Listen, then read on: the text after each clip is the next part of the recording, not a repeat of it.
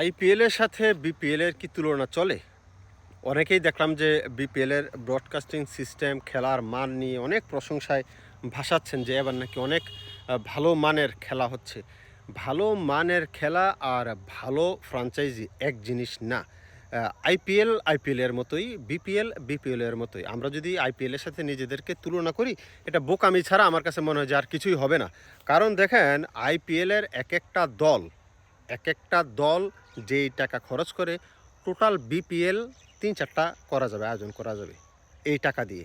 আবার যদি আপনি একটা একটা দলের না, শুধু একটা প্লেয়ারের কথা চিন্তা করেন, একটা প্লেয়ার যেই দামে কিনে আইপিএলের একটা দল, ফ্র্যাঞ্চাইজি দল, সেই টাকা দিয়ে একটা বিপিএল কাছাকাছি হয়ে যাবে। ২৭ কোটি ৩০ কোটি দামের একটা প্লেয়ার।